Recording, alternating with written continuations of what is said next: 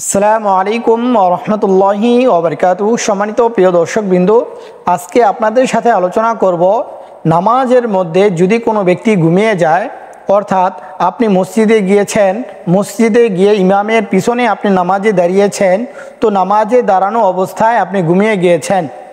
তো ঘুমানোর পর আপনি জাগ্রত হওয়ার পর দেখেন যে ইমাম সাহেব এক রাকাত অথবা দু রাকাত নামাজ পড়ে ফেলেছে। তো এরকম অবস্থার মধ্যে আপনি কি করবেন? প্রথমে যে সমস্ত নামাজ ছুটে গিয়েছে ওগুলো আদায় করবেন, নাকি ইমামের সাথে শরিক হবেন এবং বাকি নামাজগুলো যেগুলো আপনি পড়তে পারেন নাই, ইমাম সাহেব সালাম ফিরানোর পর ওই নামাজগুলোকে আদায় করবেন? তো সম্মানিত প্রিয় দর্শকবৃন্দ, যদি কোনো ব্যক্তি নামাজের মধ্যে দাঁড়িয়ে যায় আর নামাজের মধ্যে দাঁড়ানোর পর সে দেখে যে ঘুম থেকে জাগ্রত হওয়ার পর ইমাম সাহেব এক রাকাত অথবা দুই রাকাত নামাজ পড়ে ফেলেছে, তো সেক্ষেত্রে তার জন্য করণীয় হলো সে প্রথমে যে রাকাতগুলো তার থেকে ছুটে গিয়েছে, এক রাকাত হলে এক রাকাত অথবা দুই রাকাত হলে দুই রাকাত, সে প্রথমে ওই রাকাতগুলোকে পুরা করবে। তবে ওই রাকাতগুলো পুরা করার ক্ষেত্রে সূরা পড়তে হবে না। সূরা ব্যতীত শুধু রুকুর তাসবিহ, সেজদাতে সেজদা তাসবিহ, এগুলোর মাধ্যমে সে ওই রাকাতগুলোকে আদায় করবে।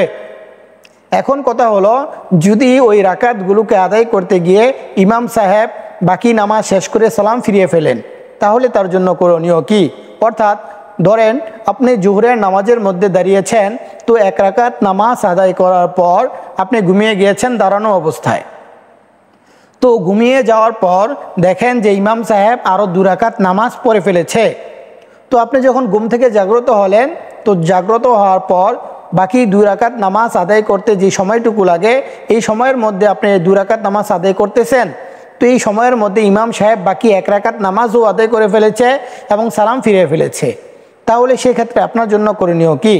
তো সম্মানিত প্রিয় দর্শকবৃন্দ, যদি প্রথম দু রাকাত নামাজ আদায় করতে গিয়ে ইমাম সাহেব সালাম ফিরিয়ে ফেলে, তাহলে ইমাম সাহেব বাকি যেই এক রাকাত অথবা দু রাকাত নামাজ আদায় করেছে ওই নামাজগুলোর ক্ষেত্রেও আপনি সূরা ব্যতীত শুধু রুকুতে রুকুর তাসবিহ, সেজদাতে সেজদা তাসবিহের মাধ্যমে ওই রাকাতটাকে পুরা করবেন এবং নামাজটাকে আদায় করবেন। এটা হলো উত্তম পন্থা। তবে হ্যাঁ, যদি কোনো ব্যক্তি নামাজ থেকে জাগ্রত হওয়ার পর সে বাকি নামাজগুলো আদায় না করে ইমামের সাথে সরাসরি শরিক হয়ে যায় এবং ইমাম সাহেব সালাম ফিরানোর পর বাকি নামাজগুলোকে সে আদায় করে, তাহলেও তার নামাজ হয়ে যাবে। তো আল্লাহ রাব্বুল আলামিন আমাদের সকলকে এই মাসালাটিকে সুন্দরভাবে বুঝে আমল করার তৌফিক দান করুন। এ বিষয়ে ফতোয়া রয়েছে রদ্দুল মুহতার 1 নম্বর খণ্ড 595 পৃষ্ঠা, হালবি কাবির 469 নম্বর পৃষ্ঠা, আহসানুল ফতোয়া 3 নম্বর খণ্ড 384 নম্বর পৃষ্ঠা।